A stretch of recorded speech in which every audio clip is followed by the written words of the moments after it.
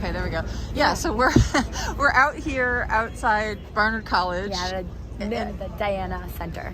The Diana Center, okay. Yeah. And you're a Barnard student. I am, yeah. But not a native, you're not from New York. No, I'm not a native New Yorker, but I am Okay. currently a resident. Right, Yeah. okay.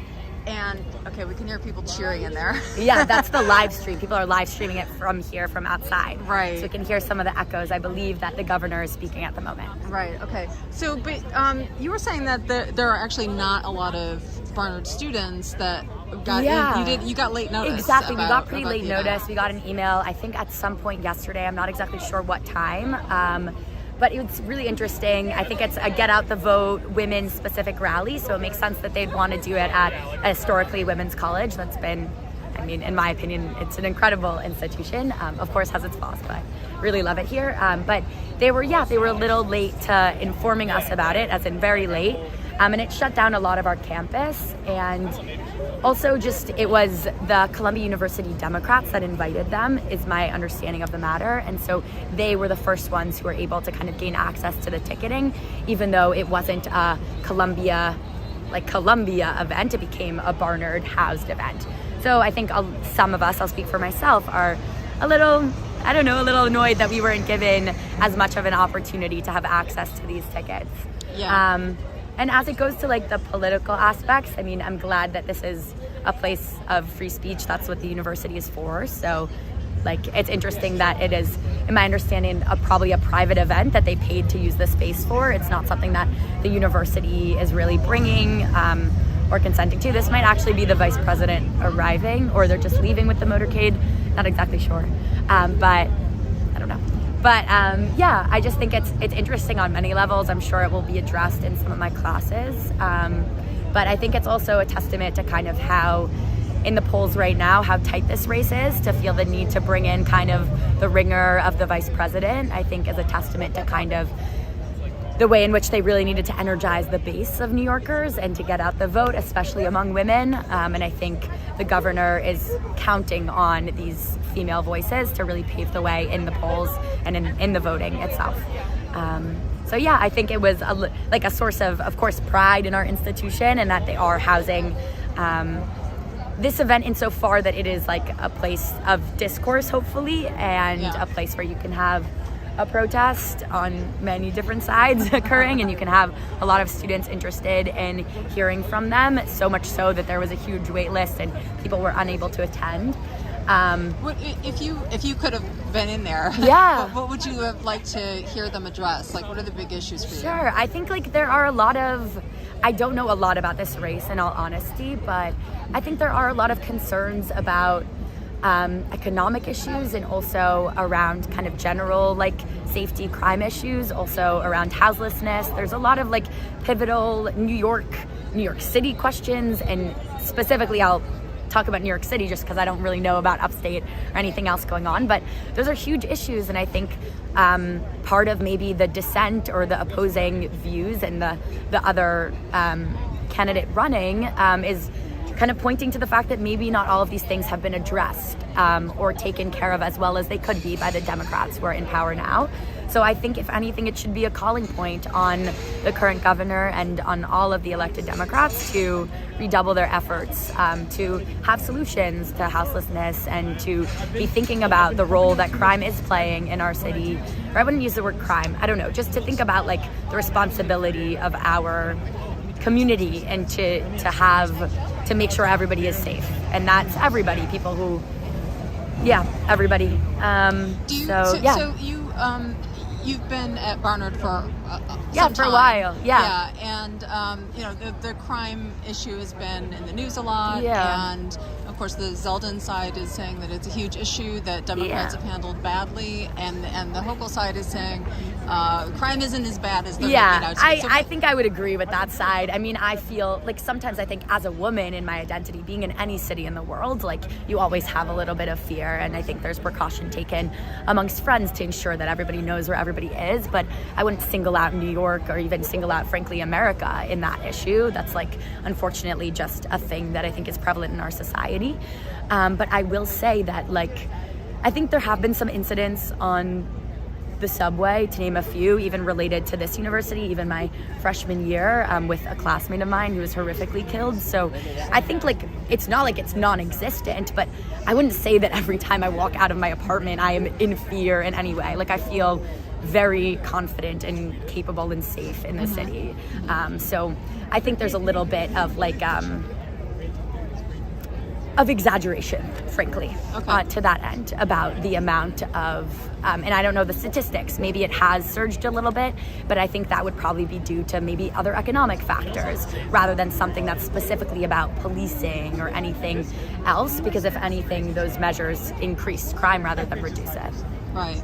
And what about from a policy standpoint? Yeah. Whoever gets into office, whichever one it is, what would you want to see them do in terms of policy to address crime?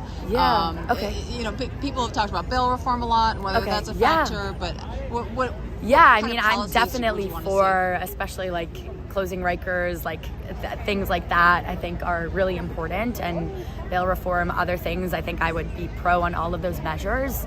I think that when it comes to like, I will say I'm not somebody who is well versed in any of the measures, the policy measures that have been proposed, that have been denied. I don't really know anything to that matter, so I can't speak educatedly about it, or rather on the statistics of how this kind of, how citywide safety has increased or decreased over the past couple of years. But I think I would say that, and I also don't know what the role of like the governor is in like putting policy forth versus like if that's the state legislature or the city legislature or kind of district or borough. So I don't exactly know how that works, but I think I would want to see policy that is really for the interest of kind of the people of New York, and that includes every single community that lives here, and not prioritizing any community over another, and thinking about solutions that are gonna be put in place for the safety and well-being of everybody, and that needs to not be just policing, and that doesn't make any sense to me given what I see every day in the city. What do you think? So there's a big group of people, mostly young women. A lot of Barnard young Barnard women. Students, waiting to see Kamala Harris or someone come out. So I'm assuming that this is a group of people who support big the supporters. Democrats. Supporters, right? I think So what are like the main concerns? I'm asking you a little bit to speak for everyone, but like what do you hear? Okay, I think for like people in this group of people, young women who are going to Barnard, like what are the top things that are on your I would start by mind? saying abortion. I think that's a huge thing. I think what happened last year in the Supreme Court was something that made every single young woman's heart drop. It was one of the most scary things for a judiciary of men, and not only men but largely men, to come and hand down that decision. It was terrifying. I think luckily part of the reason that I chose to be part and to go to Barnard was because it was an institution that I know would stand for my own healthcare. And so Barnard actually in the fall of 2023 will be offering medicated abortions through its own health clinic. But there are many other universities in the country that will not be able to provide that basic healthcare for a lot of women. So that is something that is a huge reason in which I think across the ticket a lot of these women want to see Democrats win, because they believe in that, and they're and I think that's a huge thing. I would say also, of course, like something like bail reform, which you brought up. I would also say, or just any like more progressive ideas about housing, and kind of thinking about houselessness and ways that we can try to end that houselessness epidemic. I would also say, what else? Gun safety, of course.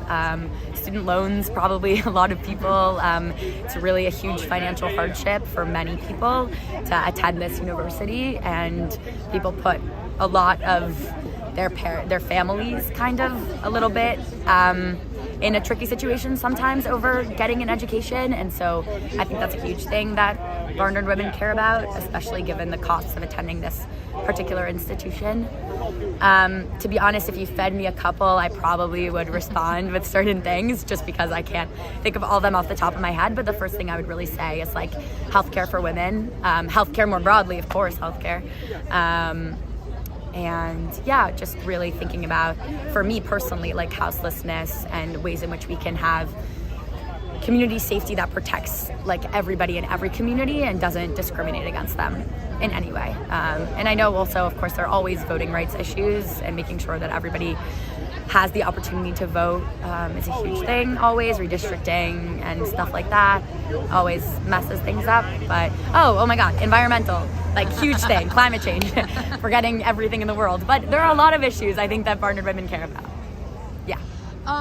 You were talking about the abortion issue. I was interviewing an older man out here earlier, and he was mentioning that as well. Yeah. And he put it in terms of bodily autonomy, control over your own body, and he was saying that could be an issue not just with abortion but with other things. But then when I asked him about vaccine mandates, because that's often spoken about in the same terms as having bodily autonomy. Interesting, yeah. And he was very much opposed. Well, he didn't see it as being I don't think. The legal, of course. That. I think the distinction I would make is that it's not only bodily autonomy, but it's also like only has to do with me. Like I'm not infringing upon anybody else's safety in making a decision about my own body and my own health care, for my own mental health, for my own physical health. That's what an abortion is. Whereas when you are mandating for people to have vaccines, it's about the safety of the community. And even though we pride ourselves on liberalism and freedom, I think there comes a point where we have to understand we're also a community. We're also a cohesive body that works together in order to create a lot of institutions, to create this, to create our streets, to create our traffic lights. Like that is a process of democracy that we come together to do. And part of that is like getting a vaccine because there is known need for it, and I think that falls under a different category because it's not about bodily autonomy there. It's about, sure, you should have your freedom, but there's a point where your freedom, if that's going to harm somebody else, then that's no longer your right anymore to maybe that autonomy, because when you're infringing upon somebody else, that's like, I would say that's a different category, and people could disagree with me, but I would see that as separate. You have requirements at Barnard to be vaccinated. Everybody does. Yeah. Everybody. What's the experience with that? Are people pretty supportive? There's not a single person I've ever met that has disagreed with that. Also, they wouldn't be able to attend the institution. Maybe if they had a religious reason, maybe they could try to like appeal it on some grounds, but I've never heard of anybody doing that, because I think there's wide consensus at a university that's a research university that has labs, when people have a certain like biological understanding of how vaccines work, and it's understood that it poses no harm to your body. It's something that's really can be incredibly beneficial. So I don't think that anybody, especially at like huge research, like connected to Columbia, connected to a lot of incredible research opportunities, would think that there would be anything peculiar about necessitating a vaccine. And I think it also was statewide. Like it wasn't just a New York City thing. It was like there were mandates on the state level, and I think that was incredibly important for ensuring the safety, especially when New York City was hit the hardest at the beginning of the pandemic. People are pointing out that the vaccines that we have don't actually prevent transmission, right? So how does that work with you were talking about how masking. That's the whole idea about masking. Okay, but those might be two different issues. Infringing upon. In terms of because you have family, you're going to interact. It's a community, something that you do for the community, right? Yeah, Not because you yourself. can transmit it. I think it's that point exactly. If it's transmissible, the idea is that that's the whole reason why you need to do it. Wait, I think I don't understand your question. I was saying that I think a lot of people are pointing out that the vaccines that we have, the COVID vaccines, don't actually prevent transmission. So you're requiring people to. Don't they minimize the risk of getting it? The vaccine, if you are increasing. Of course, because I think what's happening is your viral load, like it's increasing your antibodies, which my understanding of, like I'm not a biology major, I'm a history person, like I don't know exactly what's going on with the vaccines, but my understanding with vaccines is that they're like working to prevent the disease, and like how vaccines work is they give you a little bit of it so that your body can acclimate to it and then it can fight it off. I know this is mRNA, so maybe it's a little different now, but so it might not be the same exact process because like Pfizer released like whatever, it's a little bit of a new technology with these new vaccines, but my understanding is that it's trying to prevent disease. And I think what I was trying to say earlier is that the idea is in preventing it in one person, in essence, you prevent it then in 20 other people. because the way that a virus works is that as soon as that one person then goes to class, they're going to infect everybody else. If they cough, it's airborne. So that's kind of how it works. So I do think that getting a vaccine has to do with infringing upon the harm of somebody else. It's not just you, because unless you live in the woods, like, you're going to be interacting with other people on a daily basis, because we're in a society. So like, I think it is on everybody's responsibility to understand that they're a part of a larger community than themselves, and to that end, it necessitates that they show up and they get their vaccine. Yeah. Any other big things you would want to say to No. to other voters? Oh, just get out and vote, like exercise. I mean, I'm reading a lot in one of my classes about John Dewey, and he was like a really cool like U.S. intellectual thinker, and in the like 30s and 20s, and he just was like really instrumental in kind of having us think about like our civic responsibility, and I think, and in the way of education in schools and helping instill that in everybody. So yeah, just get out there and vote and make your voice heard. Doesn't matter what it is, like just be participatory in this democracy, because that's why we all are in this together. All right, thanks so much for talking Yeah, with of me. course. May I ask about your channel, or like Yeah, what did you're I doing? did I not give you the here? Let me give you my channel information. Amazing. I will take a look. Hopefully that wasn't too like weird anyway. That's Okay, great. awesome. Talk to you. Of course, I'm happy to anytime. Thank you so much. So what are they going to do when they speak?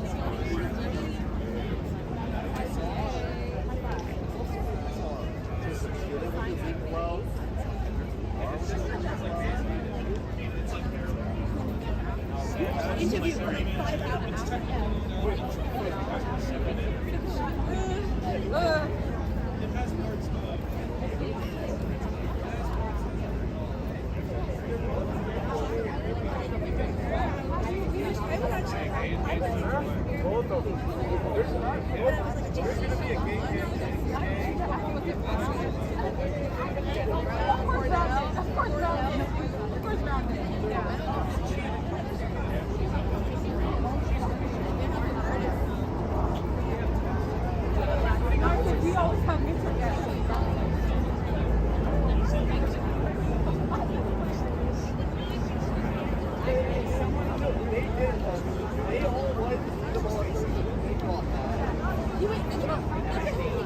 Sorry, the lights are bright. I'm not wearing my glasses.